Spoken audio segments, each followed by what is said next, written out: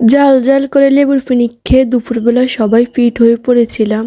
So hi everyone, welcome back to my new video. কয়েকদিন ধরে লেবু মাখা খাবো খাবো বলতে বলতে ঘরের এই লেবুগুলো সবুজ থেকে হলুদ কালারে পরিণত হয়ে গেল। তারপর এখানে আমি 2টা লেবু নিয়েছিলাম, আর এগুলো হচ্ছে গিয়ে এলাচি লেবু। এগুলো এত সুন্দর গ্রান।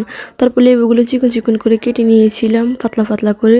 তারপর এখানে আমি মশলাটা বানিয়ে ফেলতেছি। এখানে আমি দিয়েছিলাম 1 চামচ মরিচ দিয়েছিলাম, লবণ দিয়েছি, আর চিলি ফ্লেক্সও দিয়েছি, আর হচ্ছে গিয়ে এখানে চিনি দিয়েছিলাম। তো তারপর সব ধরনের উপকরণ দিয়ে ভালো করে মিক্স করতেছি। আর এখানে আমি 1 পিস দিয়ে টেস্ট করতেছি যে কিরকম সবকিছু মশলা ঠিকঠাক মতো হয়েছে কিনা। ইদানিং কেন জানি এই জাল কিছু খাওয়ার জন্য আমার অনেক বেশি ক্রেভিং হয়, তাই জন্য তো এই দুপুরবেলা লেবু মাখাটা বানিয়ে খেলাম। আর এর দুপুরে আজকে মাথা ভাঙা রোদে দিয়ে লেবুর ফিনিকটা খেতে অনেক বেশি মজা লাগতেছিল আর কি।